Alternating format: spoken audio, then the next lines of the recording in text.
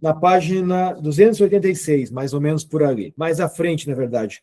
289. O estado de virtude como perfeição e normalidade humanas. Agora a gente vai começar a ler nas próximas páginas o que o professor Martim Chavarria apresenta como traços de caráter normais. Nunca esquecendo que o ser humano, na sua constituição psicossomática, no seu composto de corpo e alma, nós temos potências que são, como, por exemplo, a potência para se nutrir. Podemos nos alimentar, não podemos? Potência para reproduzir. Podemos ou não podemos? Podemos. Sim. Para crescer também. Podemos, não podemos?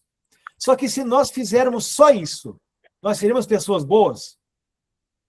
Normais? Não. Vejam como que a gente não é só uma plantinha. Veja, alguém pode negar isso? Algum filho da mãe pode dizer que isso não é verdade? Reduzir o ser humano somente a uma planta e dizer que a vida principal que há no homem é manifestar reprodução, crescimento e nutrição.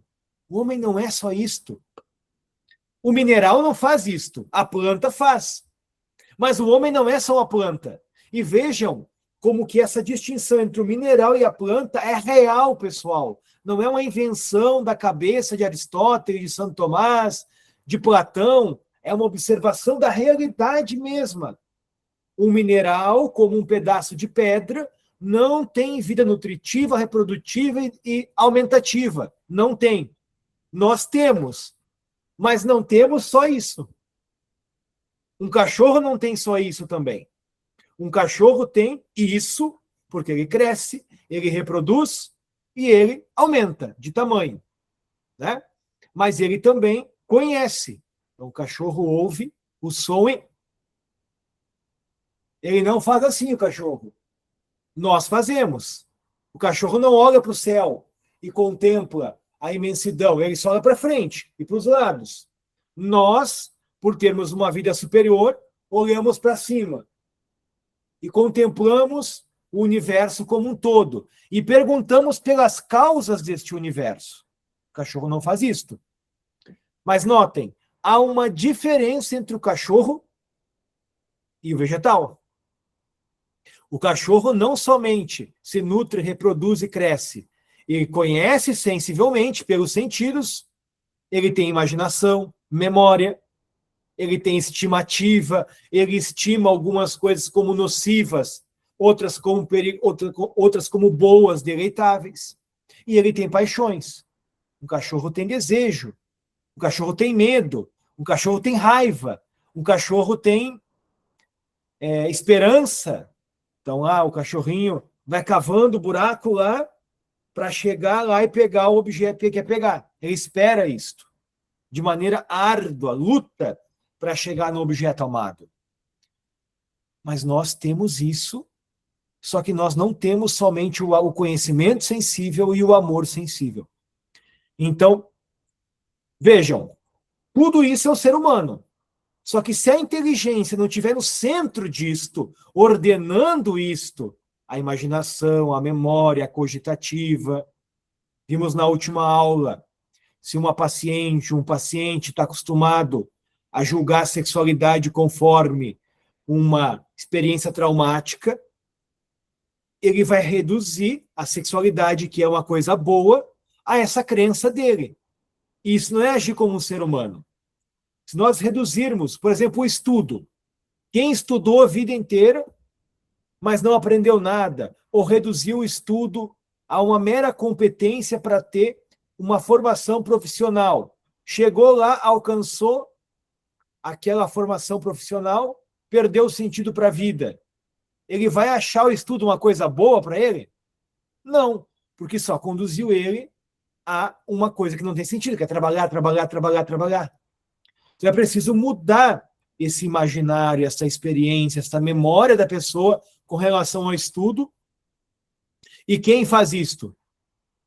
A inteligência dessa pessoa. E a vontade dela, querendo mudar essas coisas. Então, em nós, há uma vida superior. que é a vida espiritual, a vida da inteligência, capaz de conhecer a verdade, hierarquizar os bens. Vejam, nesses 10 minutinhos aqui eu apresentei algumas hierarquias da realidade. O vegetal é superior ao mineral, não é? Por quê? O vegetal tem uma vida que o mineral não tem. O vegetal ele se move por si mesmo para crescer, reproduzir e se alimentar. O mineral não. Mas acima do vegetal, nós temos o animal. E acima do animal, nós temos a alma humana, a razão humana. E acima da alma humana, nós temos os anjos, que são inteligências puras. Mas mesmo em nós percebemos que há uma hierarquia entre o corpo e a alma. As duas coisas não podem serem feitas para existir separadas. Por exemplo, vamos pegar aqui esse exemplo. O que faz isso aqui ser um controle de ar-condicionado e isso aqui ser uma caneta? É o plástico? Ou não? Não é. Por quê? Os dois têm plástico e não são a mesma coisa, correto? Então, há um outro princípio ontológico que faz isso aqui ser controle e isso aqui ser plástico, ser uma caneta, que é a forma. Só que a forma, a ideia na mente de quem pensou o controle, já é o controle? Não, é uma ideia, uma potência, pode ser um controle. Somente quando se unir ao quê? À matéria, ao plástico, as duas coisas unidas serão um controle real, matéria e forma. A nossa alma também e o nosso corpo também. Entendam isto. A nossa alma, ela não tem como ela existir antes do corpo. Por quê? Ela é a forma, a alma de um corpo. E a forma de avião, ela não é um avião ainda, sem estar unida à matéria de avião. A nossa alma, na mente de Deus, não é o William ainda. Pode ser um homem, só será o William quando se unir com o corpo lá no espermatozoide, no óvulo, que tem a vida em potência. Ali sim fecunda e surge o William. Naquele momento é criada a alma do William, realmente, e o corpo do William. Naquele momento ali. Assim como não existia esta caneta na ideia, não era ainda real, e nem no plástico, era só plástico, não era caneta ainda. Então, notem, não pode existir o homem sem um corpo e uma alma. Nesse sentido, não há mais nem menos importância. O corpo e a alma são extremamente importantes para a existência humana. Correto? Esse argumento aqui, se bem entendido, por exemplo, ele já é uma forte barreira contra o espiritismo, por exemplo. Por quê? Na doutrina espírita, ou mesmo de Platão, a alma pré-existe o corpo. E a alma não é para o corpo. Para Santo Tomás, para Aristóteles, isso é impossível. Porque a forma separada da matéria, ela não tem existência real. A nossa alma, separada do corpo, ela é uma potência, é uma possibilidade, ela não existe ainda. Porque ela é feita para estar unida a um corpo. Após a morte, certo? Com a separação, a alma pode continuar existindo porque ela é espiritual. Mas antes do corpo, ela não pode existir, porque ela é a forma substancial de um corpo e ela é feita para um corpo. Tá? Então, aqui não há diferença entre corpo e alma. São tanto quanto importantes ambas substâncias. Ok? Só que, ao olharmos qual é a mais importante entre as duas, é claro que a alma é mais importante que o corpo. Porque quando a alma se separa do corpo, o corpo continua ali, mas não tem mais vida. E mais, se eu der tudo o que o meu corpo quer, isso será bom para mim necessariamente? Der em excesso? Não. Então, por exemplo, se eu só fazer o que a minha imaginação manda, será bom para mim? Claro que não. Então, por quê? A imaginação tem que ser guiada pela verdade, pela realidade. E quem conhece a verdade e a realidade não é a imaginação, é a inteligência. Então, se a imaginação não for guiada pela inteligência, aí nós teremos uma desordem. Esta hierarquia psíquica, ela vai se inverter. E aí nós teremos uma pessoa doente. Tá? Então, isso é uma hierarquia. E nós conhecemos essa hierarquia porque temos justamente inteligência. Ok? Então, vejamos aqui o texto do professor Echevarria.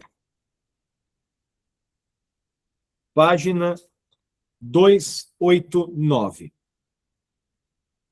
Na última aula eu já falei um pouquinho sobre o tema da virtude. Dona Cássia, boa noite. Boa noite, professor. Boa noite. Feliz Páscoa. Para o senhor também. Obrigado. A todos. Obrigado. Eu já falei algo na última aula com relação ao estado de virtude, tá? E aqui o Echevarria cita uma passagem de Santo Tomás onde ele diz o seguinte: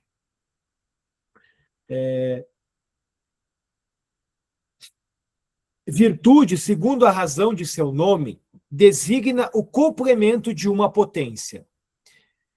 O que é uma virtude? A virtude, ela é como que um turbo que, pela repetição de atos, uma potência adquire fazendo o que ela tem que fazer. Então, digamos, a inteligência é feita para conhecer a verdade. Quando a nossa inteligência se habitua a fazer isto, por exemplo, farei uma pergunta para vocês aqui agora, prestem bem atenção. Vocês acham que eu fazer a seguinte pergunta faz sentido? A pergunta é a seguinte: há algo? Existe algo? Essa pergunta faz sentido? O que vocês acham? Ninguém pode ter dúvida, uma dúvida de se existe alguma coisa, como a dona Cássia falou, em geral. Olha, há algo, porque se não houvesse algo, eu nem poderia perguntar se há algo, né? Porque não seria nada. O contrário de haver algo, a resposta é não há nada. E o nada faz alguma coisa?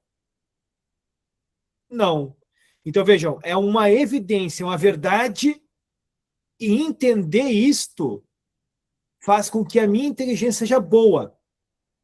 Vejam, quando a gente entende uma verdade assim, é como se a inteligência, ela repousasse. É como se ela contemplasse, ela descansasse. Poxa, de fato, ninguém pode questionar a isto. Ninguém pode dizer, ó, não existe nada. Alguém, ao contrário disso, tá? Nós dizemos, olha, há algo. O contrário seria dizer, não existe nada. Por quê? A pessoa que está afirmando isto, para poder afirmar, ela tem que ser alguma coisa. Correto? Então, isso é uma verdade elementar, que ninguém pode questionar, ninguém pode duvidar. Outra verdade elementar: o ser não pode ter vindo do nada. Por quê? Do nada não sai nada. Existe alguma coisa agora, não existe? Portanto, nunca existiu nada. Um nada absoluto. Por quê? Se tivesse existido, agora também não existiria nada. Porque do nada não sai nada. Logo, sempre houve o ser. Sempre existiu alguma coisa. E o ser, ele não pode ser gerado do nada. Ele tem que ter sempre existido. Alguma coisa à volta de vocês é assim? Sempre existiu? Por exemplo, você, Yuri, sempre existiu? Não, A tua camisa, também não. os teus neurônios. Também não. Será que existe alguma coisa no mundo que comporta essa condição? Sempre existiu? Deus. Só Deus. Mas no mundo, no universo. A matéria... Fora Deus, aí Exato, vocês têm razão. a matéria, ela sempre, eu creio que ela sempre existiu para que pudesse ter o mundo como nós conhecemos. Mas também é uma criação de Deus. Então ela não existiu faz, sempre. Ah, Veja, tá. Então houve um momento que ela não existia e ela existiu a partir da criação. o que eu quero dizer é que a matéria, na essência dela, ela não se identifica com o ser dela. Por exemplo, o que faz essa matéria aqui ser caneta e esta aqui ser controle? Nós já vimos que não é a matéria. A matéria pode ser, ela tem potência para ser. Ela pode ser um controle, mas poderia ser um mouse, não poderia? Então, note como a matéria em si ela não é nada. Ela pode ser algo. O que fará ela ser é um outro princípio que é a forma. Então, vejam, uma matéria eterna, absoluta, sem forma, que existe antes de tudo, é impossível. Por quê? Para a matéria ser alguém que não é matéria, tem que dar uma forma para ela existir. Senão ela não existiria. Então, refazendo, só há um ser que é o seu próprio ser e que pode ter e que sempre existiu. Aquele que é. Eu sou aquele que sou. Neste mundo, nada é o que é. Tudo não era e é. Nada é o ser. Tudo tem o ser. Tudo possui o ser. Mas nada é o seu próprio ser. Tá? Então, conhecer essas coisas, na medida que a pessoa vai procurando conhecer verdades mais elementares. Por exemplo, essa aqui. Existe algo. Essa é verdade elementar. Ninguém pode duvidar disso. Ninguém pode questionar isto. Agora, o que é isso que existe? É outra pergunta. Agora sim a gente começa a avançar para campos que a dúvida é salutar. Qual é a causa disto que existe? Outra pergunta importante. Então, assim a mente vai se desenvolvendo, se aperfeiçoando, e se tornando virtuosa. Então, aqui a ideia que ele traz, a virtude, ela leva uma potência, da potência ao ato, mas não só realizar um ato uma vez. Ela se habitua a realizar aqueles atos que ela tem que realizar, aqueles comportamentos, aquelas ações. O fim próximo de cada coisa é atualizar sua potencialidade e expressar sua perfeição. Então, pergunto para vocês, qual é a finalidade de uma esteira de academia? Por que ela serve? Promover condições para caminhar. Ok. Se ela estiver funcionando ali, rodando a correia, os botões, a energia passando, ela é uma esteira boa já? Eu acho que é. Mas ela chegou à finalidade dela já? Eu acho que ela, enquanto esteira, sim, ela está fazendo aquilo para que ela foi destinada. Tá, mas se ninguém correr em cima dela, só ligar ela. Sim. Aí. Não. É um Mas objeto. veja, a operação correta dela, ela operar bem, ela girar sua correia, os botões funcionarem. Tudo isso não é o fim ainda, mas prepara para o fim. Sem ela estar funcionando assim, não haveria como alguém correr em cima dela, correto? Isso é a virtude. A virtude em nós, ela ainda não é o fim, mas ela é um caminho, é uma condição necessária para que a gente chegue ao fim um dia. É como se nós, quando eu sou prudente, quando eu sou justo, temperante, forte, paciente, moderado, perseverante, quando eu faço aquilo que a minha inteligência está mandando e ordeno as minhas emoções para fazer o que a inteligência está mandando, é como se eu fosse uma esteira funcionando. Eu ainda não cheguei ao meu fim último, que é a posse permanente e constante de todos os bens. Mas nesta vida, este é o meu fim último. Eu não vou chegar ainda lá a ver a Deus nesta vida, correto? Mas o máximo perfeito, normal que eu posso ser nesta vida é sendo virtuoso. Então, quais são os caráteres virtuosos que nós veremos aqui agora? É a capacidade, por exemplo, o Yuri quer aprender filosofia moral tomista. Esse é o objetivo. Quais são os meios que eu tenho que utilizar? Eu tenho que estudar, eu tenho que ter um professor, eu tenho que dedicar tempo, eu tenho que me concentrar, eu tenho que aplicar isso de algum modo com algum paciente, com algum aluno, com alguém em mim mesmo, ok? Veja, ele sabe onde tem que chegar, ele está discernindo os meios e agora ele está executando aqui. Se ele souber aonde ele tem que chegar, se ele conhecer os meios, Yuri, e tu não executar, vai adiantar alguma coisa? Não. Então, notem como que esse ato que eu exemplifiquei aqui é a prudência. E dela depende ele ser temperante.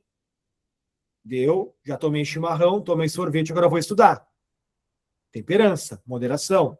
Já namorei, já vi um filme que eu gosto, deu. Fortaleza depende também. Ah, mas está tão difícil, está árduo aqui. Ah, mas eu não entendo aqui essa passagem do Echevarria. Eu vou lá olhar de novo a aula do professor, ficar mais uma hora ouvindo aquilo lá. É desagradável, não é? Sensivelmente é uma coisa que incomoda, não incomoda? É verdade. Eu gosto. É. Esse é o desafio que eu gosto. Tá bom. Mas pensemos numa coisa desagradável. Sei lá, tem que acordar 6 horas da manhã porque trabalha o dia inteiro. Se quiser estudar e aprender, vai ter que suportar Você quer ver o que é dor para mim? É negociar.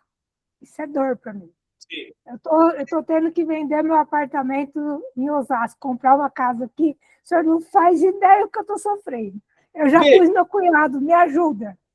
Mas veja, eu posso falar isso. A senhora fez um compromisso aqui com a gente de estudar. A senhora tem que ordenar essa dor para não perder a paz, para conseguir vir aqui agora estudar. Isso. Fortaleza, olha. Na verdade, aqui a gente vai ver agora, a gente vai estudar nas próximas aulas, as virtudes, cada uma individualmente aqui. As próximas páginas são sobre isto. A fortaleza, ela tem a ver com o perigo de morte, sobretudo. Tá? No seu caso aqui, a paciência. Quando eu suporto um mal do dia a dia, que está me desagradando, e eu resisto a ele para não perder um bem que eu amo, resistir a este mal, olha, tá desconfortável, estou preocupado, estou agitada com esse apartamento, com essa função, tá ruim, mas eu resisto, tá? Não vou pensar nisso agora, vou me concentrar aqui para alcançar um objetivo que é aprender a filosofia moral de Santo Tomás. A senhora está resistindo, está suportando aquele mal. É paciência. Agora, se é um perigo de morte de Santo Tomás, resistir à morte para não perder a vida, para não perder a Deus, por exemplo, os mártires, aí é a fortaleza em sentido máximo. É ser forte em sentido maior de todos. Encarar o perigo de morte é a grande fortaleza. Só que notem, nós não suportamos as dores sem um amor, sem um bem, um sentido, um porquê bem claro, bem inteligido, bem visto, que nos faz suportar. Uma vez eu atendi uma aluna que ela estava com os problemas no casamento dela, problemas graves, inclusive. Só que era católica e tudo mais. E o marido, ele estava, de fato, com alguns defeitos, alguns problemas, algumas faltas, que ele não estava cumprindo o dever de Estado dele. Estava faltando mesmo. Só que essa moça, ela estava procurando resolver esses problemas afetivos do casamento da maneira errada. Aquela maneira equivocada, que a gente sabe começa a aparecer um homem aqui, que parece ser melhor que o marido, que dá um chaveco, uma conversa, e a mulher ela está afetivamente carente e vai indo, né? Só que ela, como era católica, percebeu que tinha pecado, tinha cometido um ato grave e não sabia como sair desse buraco. Aí me procurou para me ajudar ela e a gente refletiu sobre algumas coisas da vida espiritual. Mas chegou um ponto que ela pensou, olha, eu quero a minha família, eu quero meu marido. O que eu terei que fazer para chegar até lá agora? Olha, você vai ter que Você quer mesmo esse casamento? Você quer mesmo o bem dos seus filhos? Tem 2 filhos. Você quer que eles tenham a mãe e o pai juntos? Você quer que o teu marido, teu casamento, ele continue? Por quê? Por que tu quer? Aí eu fiz ela pensar por que ela queria. Veja, tem que ter uma razão sólida, um porquê sólido, um bem que ela ame. Ela me disse, olha, porque eu amo os meus filhos e amo meu marido. Eu quero que eles sejam felizes, que eles vão para o céu. Então eu vou fazer isto. Veja, este porquê, esta meditação, na hora da dor, dona Cássia, do sofrimento, se a senhora não lembrar, olha, eu quero aprender Santo Tomás, eu quero estudar, eu quero de fato ser mais sábia, a senhora não terá força para suportar a imaginação que vem. Tá, mas e se eu vender o apartamento por tanto, será que eu vou conseguir comprar uma casa aqui por tanto? Aí vem a imaginação, começa a distrair e pensar, o medo. Então é preciso que a razão diga, calma lá, agora eu vou estudar porque eu tenho esse objetivo, depois eu penso nisto, depois eu vou ordenar para ver o que é melhor. No caso dela, quando o marido não cumprir o que ela acha que ele deveria cumprir, eu vou suportar este incômodo para conseguir chegar ao meu objetivo, que eu amo, que é o bem da minha família, que é fazer com que eu, por meio dela, ame a Deus. Isso é um ato de prudência, que envolve várias coisas, né? Mas envolve uma fortaleza, uma temperança, porque com o cara seria mais prazeroso, certo? Mas ela perderia um grande bem, que é a família dela, os filhos e a alma dela, inclusive. Certo? Então ela tem que moderar essa busca de prazer, que seria uma furada, claro, ele iria acabar também. Eu falei um pouco com ela sobre isto. É efêmero, o cara teria muitos e muitos defeitos, se ele faz isso com ela, que não faria com as outras, sabendo que ela é casada. Então não valia a pena, de fato. Ela viu que não valia a pena e que era uma burrada o que ela estava fazendo. Em todos os sentidos. Mas o principal, fazer o paciente, o aluno, nós mesmos, encontrar um amor. Eu amo isto, eu quero isto, e agora eu vou me ordenar para chegar a este objetivo.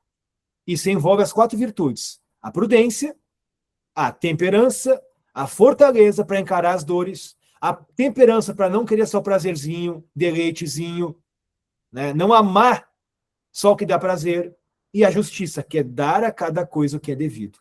Aqui, no caso, o bem da família. Tá?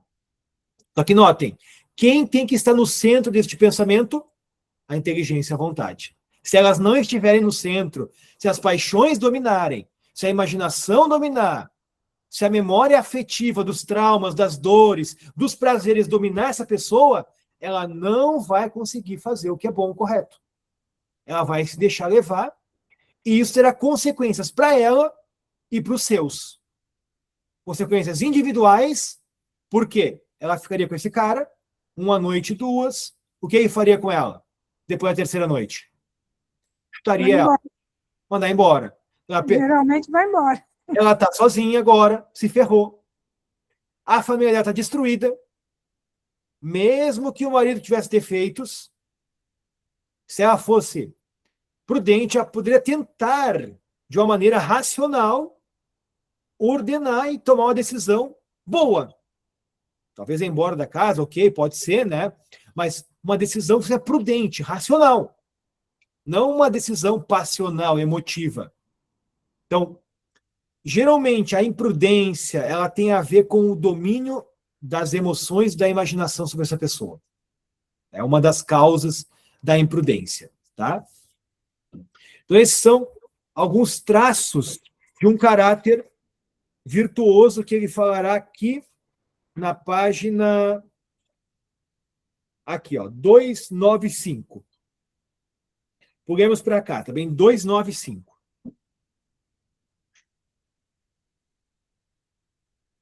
Vamos ler então aqui. Se o caráter virtuoso é o conjunto ordenado de virtudes, para compreender em que consiste ele, é muito útil a consideração de cada uma dessas virtudes, que podem ser chamadas traços de caráter normais. Então, aqui mais à frente, vamos ver aqui na página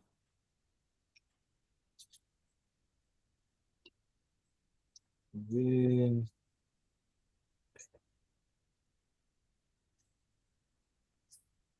Que é bem mais à frente, no próximo capítulo. A professora Tia Maria vai passar um quadro geral assim de um caráter virtuoso. Deixa eu ver aqui.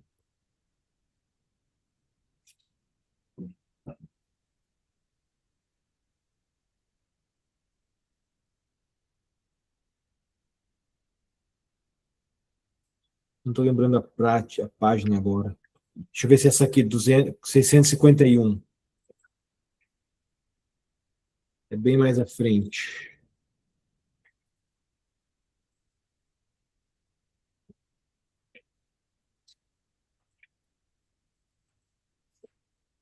Agora não estou encontrando aqui.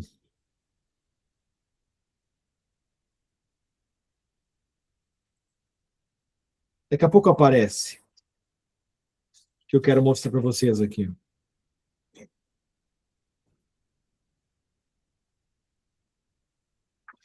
Bom, sigamos aqui. Evidentemente, esses traços de caráter não foram obtidos por Santo Tomás ao modo dos fatores nas psicologias de Cattell ou Eysenck, mas a partir da experiência moral. Ou seja, quando Santo Tomás ele diz que é bom ser prudente, fazer isso que o Yuri teve que fazer para chegar aqui a estudar, tá? Que a dona Cássia tem que fazer para chegar aqui a estudar, que a minha paciente aluna, na verdade, teve que fazer para ela discernir e cumprir o que era bom para o casamento dela. Santo Tomás não chegou a essa conclusão de que ser prudente, agir segundo o que é verdadeiro e bom, é bom. Ele não chegou a essa conclusão do nada. Foi observando os comportamentos humanos, o que funciona, o que não funciona, que ele chegará a essa conclusão. É bom ser prudente, é bom ser justo, é bom ser temperante, é bom ser forte. E que o homem que não é prudente, ele acaba sendo desordenado, um homem infeliz. Não é relativo isto. É algo que se impõe e que deve ser buscado. Ok? Por traço, entendemos aqui cada uma das características que compõem um caráter de maneira estável, assim como cada um dos vícios pode ser também considerado como um traço de alguma determinada forma de caráter vicioso. O que é caráter, professor? O conjunto de hábitos adquiridos. Isso é caráter, tá? Personalidade, podemos dizer. O conjunto de hábitos adquiridos. Sejam virtuosos ou viciosos. O que é um caráter virtuoso? Aquele que está ordenado segundo o bem da natureza humana. Então, o caráter não é nato. Não é nato. Ele é a parte da aprendizagem. Exatamente. O caráter... Vou fazer um rabisco aqui para vocês. Vamos lá. Aqui. A pessoa... Cássia, isso aqui é inato. Quando que surge a pessoa? Na união da alma mais corpo. Aonde se dá essa união? No ventre do papai e da mamãe. Ali naquele instante, quando o papai e a mamãe namoraram, Deus infundiu a alma no espermatozoide e no óvulo, ali surgiu a Cássia. Naquele instante ali, a pessoa. Substância individual de natureza racional. Ali está a pessoa, o suporte. Veja, agora tu é como que um suporte aonde será acrescentado, construído por meio das tuas operações, atos, escolhas, decisões, conhecimentos, o caráter. Então, o caráter, ele é como que um acréscimo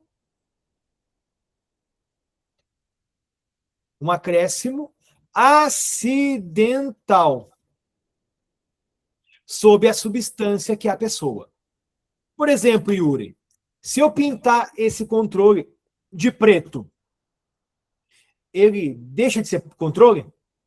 Não. Por quê? Porque a cor é um acidente. Se eu colocar nele uma capinha assim, ele deixa de ser um controle? Não. Se eu bater ele na minha cabeça, deixa. Se eu apertar com ele e ele ligar lá, ou seja, ele faz uma ação. Não. Então vejam, quando eu intelijo uma verdade, por exemplo, voltamos àquela verdade anterior. Há algo, existe algo. Isso é certo, é verdadeiro. Eu mudei, eu sou outra pessoa? Não. Eu realizei um ato conforme a minha natureza, mas não deixei de ser o que eu era. Eu continuo a mesma pessoa, substância individual de natureza racional. Por exemplo, quando eu tinha lá 7 anos, meu pai faleceu. E eu lembro, meu pai se suicidou, ele se enforcou, tinha 7 anos. E eu lembro que, na hora de fechar o caixão, eles pegaram e abriram lá aquela do rosto da pessoa, né? Janelinha. E a gente se despediu ali. É um ato muito triste. A memória é tristeza. Só que eu já era a mesma pessoa lá. Veja, uma unidade substancial em mim. O William que estava lá e está aqui agora é o mesmo, nesse instante. O que mudou? Foi uma mudança acidental qualitativa. Eu tive um conhecimento e esse conhecimento foi negativo, foi de uma coisa ruim para mim e isso gerou em mim uma emoção. A tristeza, que é a do mal. O rosto do meu pai morto ali no caixão, que está ali para uma criança de 7 anos. E isso gerou em mim um conhecimento, um modo de julgar a realidade, e isso, quando é recordado por mim, gera em mim uma tristeza, e aí a inteligência tem que interferir, senão eu ia parar a aula agora e começar a chorar. Aí não dá, né? Veja, é uma tristeza, mas eu tenho um grande bem aqui agora, e inclusive eu posso oferecer essa aula para o meu pai. Eu posso dar essa aula agora, por amor a Deus, pela alma do meu pai, e isso pode ser bom para o meu pai. Mas agora, se eu deixo a paixão me dominar e começo a chorar, meu Deus, acabou, que saudade. Veja, eu não faço bem nem para mim, nem para o meu pai. Por quê? Porque meu pai já faleceu, é um mal, sim, mas agora, utilizando deste bem, eu posso fazer um bem para ele, inclusive. Oferecendo essa aula para a alma dele, como um sacrifício, um ato de amor a Deus pela alma dele. Então, veja, se nós fôssemos só emoções, teria ferrado, né? Não teria como eu agir contra a paixão. Eu estou ordenando ela. Então, veja, Cássia, isso é o caráter. A pessoa continua aqui, o mesmo William, da geração até a hora da morte. O caráter é o conjunto de hábitos, de atos que eu vou construindo sobre essa pessoa, sobre esse suporte, essa substância que sou eu. Ok? Muito bem. Passamos para a próxima página agora.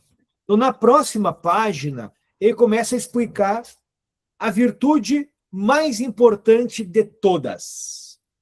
Correto? Notem. Acima da virtude da prudência, só há uma única virtude.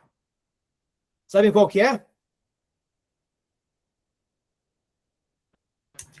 Caridade. Exatamente. Acima da virtude da prudência, só há caridade, que é a virtude pela qual nós unimos a Deus. São Paulo diz, ainda que eu falasse a língua dos anjos e dos homens, ainda que eu tivesse toda a ciência, que doasse o meu corpo para ser queimado, distribuísse todos os meus bens aos pobres, se não tiver caridade, eu sou como um sino que eu bato e não tem som. Tá? Então a caridade, mesmo a prudência, se ela não for informada pela caridade, ela não conduz o homem ao seu fim último correto. Ela se torna imprudente. Como é que pode isso, né? Um ato de prudência, sei lá, dá uma boa aula de filosofia para o bem de vocês. Mas se não for por causa do meu fim último, por amor a Deus, e eu sei que eu não estou fazendo por isto, e eu não quero fazer por isto, a prudência se torna imprudente. É como se eu fosse um... Deixa eu ver. Não sei exemplificar isso. Porque a verdade é a seguinte: se eu dou esta aula aqui bem dada, eu cumpro o fim da aula, sou prudente com relação à aula. Só que se eu não ordeno isso ao meu fim último, eu me torno um professor prudente, mas um ser humano imprudente. Por quê? Aqueles atos que nós realizamos, eles não podem ser desvinculados do nosso fim último. Eles devem estar ordenados a ele, de Santo Tomás de Aquino. Por quê? Senão, em verdade, eu seria um professor prudente, um advogado prudente, um pai prudente, mas um homem imprudente. Então não faz sentido isto, tá? Então a caridade, ela é a virtude mais importante, mas abaixo dela nós temos a prudência e a humildade. Tá? O amor ordenado da minha própria excelência, humildade. É não me amar, não amar em mim excelências para além das que são reais e que eu possuo mesmo, de verdade. Humildade. Agora, vejamos a prudência aqui. Então, página 296. O intelecto como organizador do caráter.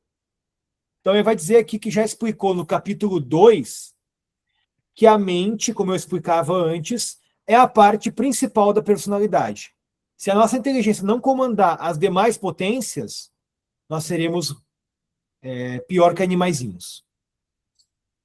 Ademais, mostramos de que modo o intelecto tem influência não somente sobre a vontade, mas também sobre a afetividade sensitiva, através das potências sensitivas interiores, particularmente da ratio particulares, que obedece à razão universal. Então, por exemplo, se eu julgo que esse livro aqui é inconveniente sensivelmente para mim, está com cheiro desagradável, digamos assim, certo? Um odor equivocado. Então, particularmente, há um juízo sobre essa coisa particular. Mas a minha mente sabe o que é um livro, sabe que esse livro tem um conteúdo bom, e ela diz para a afetividade,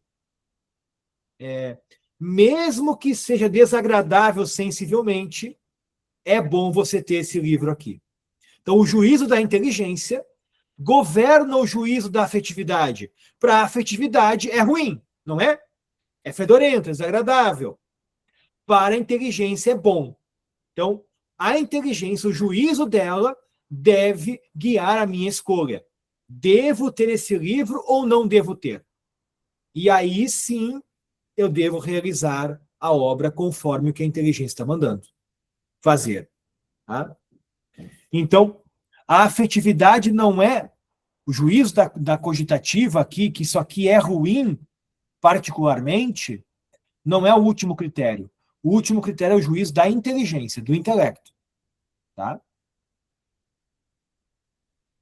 Então, eu estava, por exemplo, pegar uma louça, exemplo de uma louça. Chega na pia, agora ele não tem, mas se tivesse, a pia cheia de louça. Sensivelmente, qual que é o juízo que a gente faz?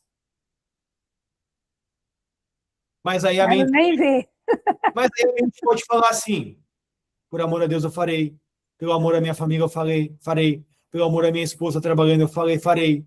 Veja, a mente ela pode sempre dar um bem superior que faça ou eu aderir a uma coisa prazerosa, ou eu não aderir, ou eu aderir a uma coisa dolorosa, ou vice-versa. Então, o critério tem que ser o juízo da inteligência, e não o juízo da cogitativa sensível. Tá? Por quê? Se eu ceder o juízo da cogitativa sensível, eu vou ser guiado pelas emoções, do prazer, da dor, da alegria, da tristeza, do medo, da raiva. Vai dar raiva? Então eu digo assim, não, eu vou agora, se tornou um bem isso aqui, porque é o meio de amar a esposa, amar a família, amar o irmão, amar alguém, amar a minha casa, o bem comum. Então aquilo que sensivelmente é um mal se torna um bem, um instrumento para um bem espiritual, para um bem superior. Eu posso elevar a isto, tá?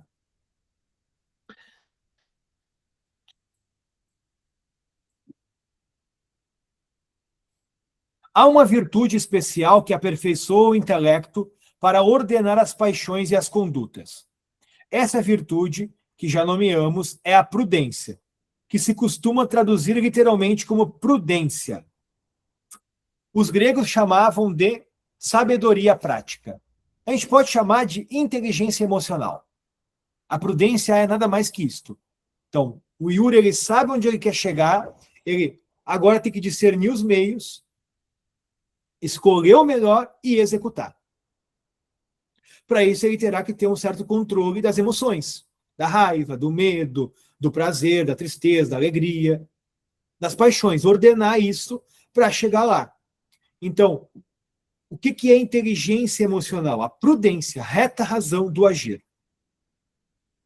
Não é ter cautela, como vai dizer aqui o Pieper. Não é uma cautela excessiva, não vou fazer isto. Não, é eu ver o que eu tenho, aonde eu quero chegar, eu quero restaurar o meu casamento. Como que eu faço isso agora? Quais são os melhores meios, os melhores caminhos? Peço ajuda para alguém? Falo com meu marido? Falo com o padre? Agora o caminho é abandonar essa amizade que quer fazer você perder o casamento. Aí você tem que ter coragem, vai ter que ter, às vezes, suportar algum desconforto, algum medo, alguma raiva, e assim por diante. Então, a prudência não significa uma cautela, um medo, uma covardia. Não, é o contrário, é algo positivo. É eu pensar antes de decidir. Basicamente isso, tá? Em linhas bem assim concretas, a prudência é eu pensar o que eu preciso fazer e decidir para chegar a um objetivo que seja bom. É claro que existe a prudência da carne também. Então, um bandido, por exemplo, que vai assaltar um banco, são as serpentes, não é que Nosso Senhor disse, olha, seja como as serpentes, cautelosos, prudentes. Então, o bandido vai assaltar um banco, ele é extremamente prudente. E eles executam aquilo muitas vezes de maneira perfeitíssima, prudentíssima. Mas é a famosa prudência da carne. Ok? Então, o Goleman não criou nada quando ele falou inteligência emocional. Não, não criou. É algo muito antigo já. Muito antigo. Tá? Isso aqui já Platão falava sobre isso. Muito. Sócrates também falava. Se a gente for estudar, por exemplo, outras culturas, você vai ter essa necessidade de você, olha, você tem objetivos, tem metas. É preciso ordenar o medo, a raiva. A raiva é o exemplo melhor, né? Olha, eu quero manter meu casamento. Muito bem. Se eu tiver raiva sempre que vem a emoção, isso será bom? Tanto marido quanto mulher? Claro que não. Se eu me deixar levar pela raiva, vai ter consequências individuais e também consequências sociais, culturais. Então, é uma coisa assim, digamos, como existe em nós a lei natural, por exemplo, todos nós sabemos que mentir, uma pessoa que só mente é errada, é equivocada. Ora, muitas vezes, para que eu não minta, eu preciso ter moderação, ter controle sobre os meus atos. A última aula eu expliquei para vocês isso. Lembra que eu dei meu exemplo, que eu falei que eu perdi o emprego por causa da mentira? Então, isso há algum tempo atrás. Foi aqui que foi para vocês, não foi? Foi, né? Então, às vezes, se a gente não é prudente, a gente acaba sendo guiado pelas emoções e pela mentira. Então, na realidade, como mostrou o mesmo Pieper, partindo de uma comparação entre a caracterologia de Adler e Allers e a ética tomista, a falta da verdadeira virtude da prudência é fator central do caráter neurótico. E aqui entramos já num ponto importante, tá? Eu vou rabiscar no meu quadro aqui, não vou ler literalmente, eu vou explicar isso aqui falando para vocês. As próximas páginas aqui. Tá? Vamos lá. Segundo Santo Tomás, existem 5 virtudes intelectuais,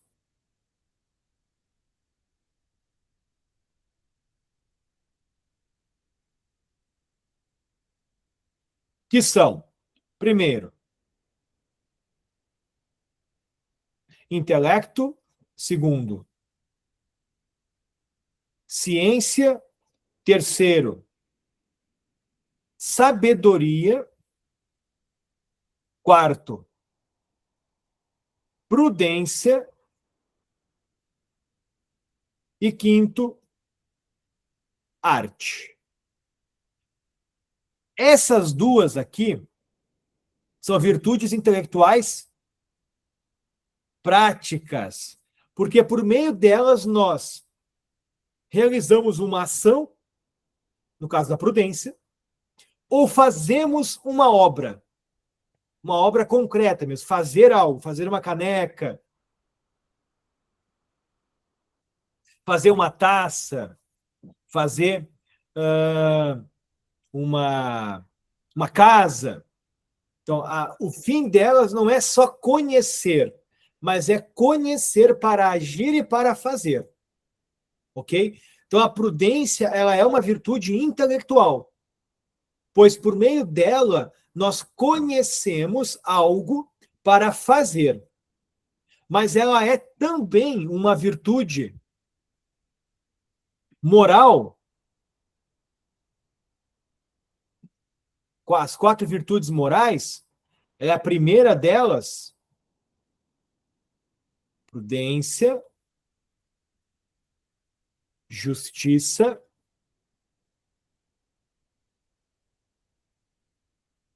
temperança,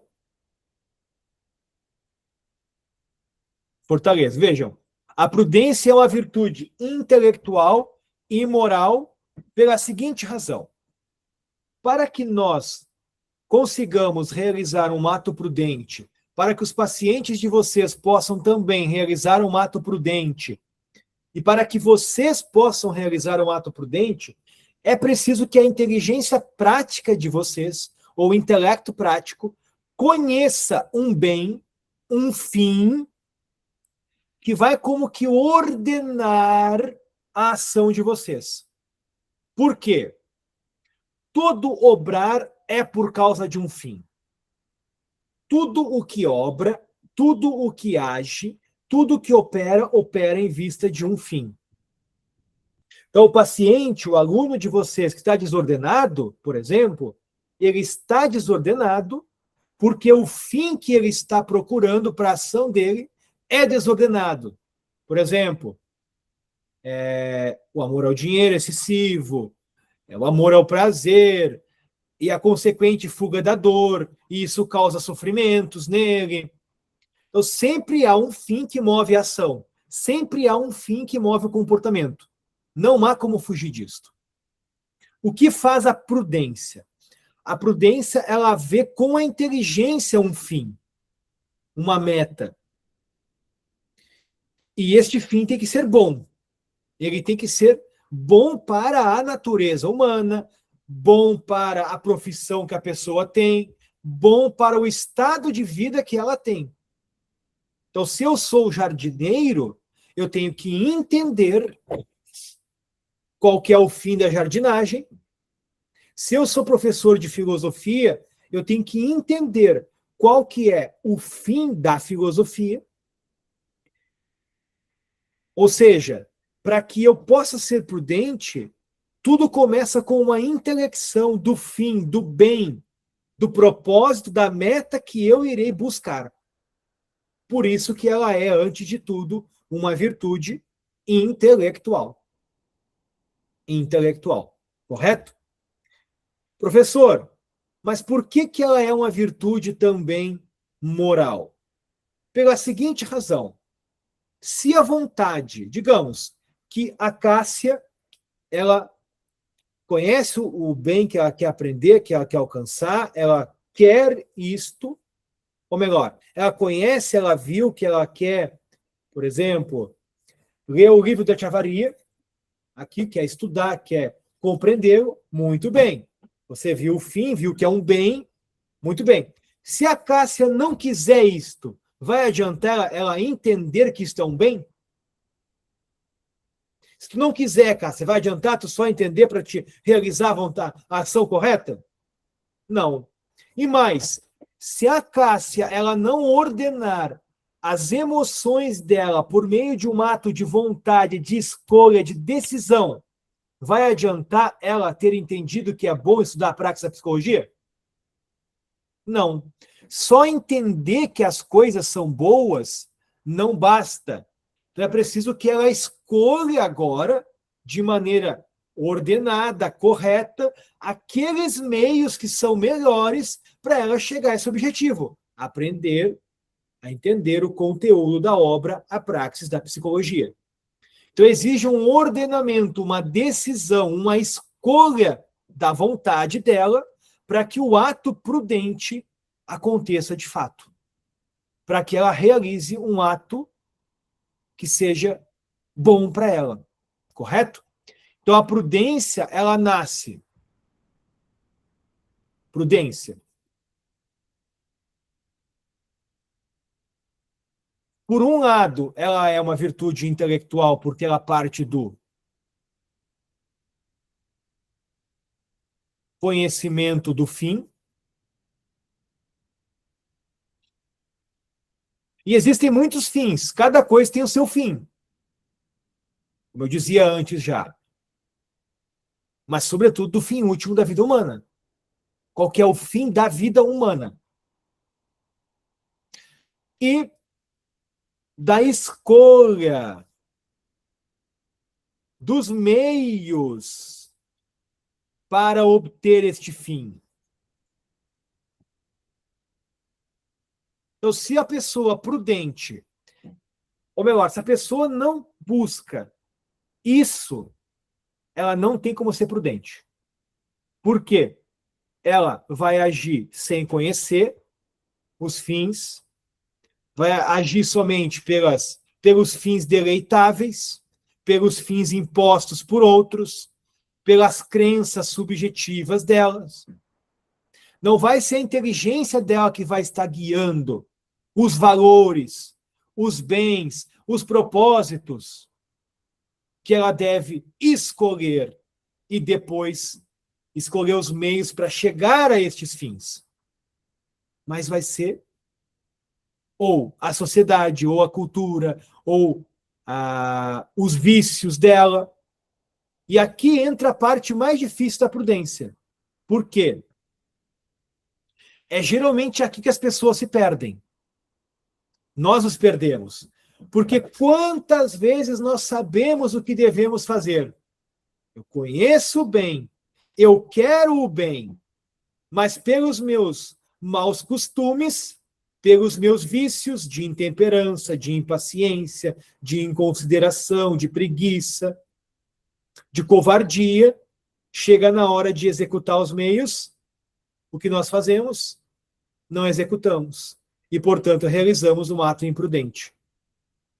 Porque diz Santo Tomás, pessoal, que o ato central da prudência é a execução. É o ato mais importante. Porque uma pessoa que faz tudo isso aqui, volto a um exemplo concreto. Eu e minha esposa nos casamos, entendemos qual que é o fim da família, que é ter filhos, educar esses filhos. Nós refletimos sobre os meios, como viver isto, como fazer, procuramos discernir quais são os melhores, o aqui, no agora, na nossa circunstância, no nosso ambiente, na nossa vida. Mas aí, por um amor ao prazer, um amor ao dinheiro, um medo de desagradar a família, de não agradar um ou outro, a gente não executa isto. Adiantou de alguma coisa saber de tudo isso? E escolher, pensar, discernir? Não, não adiantou nada. Por quê? A prudência, pessoal, ela é um ato. É um ato real. Ela não é uma escolha, uma decisão e uma execução disto que eu pensei, eu discerni e eu escolhi o que era melhor e eu executo. Se não há execução, é como se não houvesse a realização do ato prudencial. Certo? A prudência não é uma doutrina moral. Ela é um ato, um comportamento, uma ação, uma decisão. Isto é a virtude da prudência. É o ato prudente. Vejam, quanta coisa é preciso, quanta reflexão, quanto empenho, quanto esforço é preciso para realizar um único ato prudente. Só que na medida que eu vou me esforçando e vou vivendo isto vai se tornando algo como que natural. Notem, o hábito, ele é quase como que uma segunda natureza. Se torna algo como que natural. Do mesmo modo, o vício da imprudência. Na medida em que eu me acostumei durante a minha vida a realizar atos, comportamentos, decisões precipitadas, sem deliberação, sem escolha, movido pelos meus sentimentos, por falsas ideias, falsas crenças, falsos princípios, qual que é a inclinação que existe em mim para fazer agora? Não é essa? De continuar me comportando desse modo. É preciso um esforço muito grande para fazer o que é prudente de verdade, para começar a fazer isto. Então, essa minha aluna, por exemplo, ela terá que fazer um esforço grande para conseguir restaurar o bem do casamento dela, de maneira prudente. Por quê? Haverá momentos de intemperança que ela vai ter que suportar, haverá momentos de covardia, de medo, de raiva, que ela vai ter que suportar e encarar de frente para reestabelecer o bem do casamento dela que ela quer. Então, um exemplo, eu e minha esposa vamos ter que encarar a cara feia de um familiar, porque já estão com 6, 5 filhos, 4 filhos, mas como assim? Como é que vão educar esses filhos? Certo? Então, se não há um esforço de encarar medo, raiva, busca de prazer, tristeza, como chegar aos objetivos, como fazer coisas corretas e como tomar decisões ordenadas. Não tem como. Por isso que a prudência, ela é a virtude moral mais importante. Sem ela, não há nenhuma outra. Certo? Alguma pergunta, questão, dúvida aqui?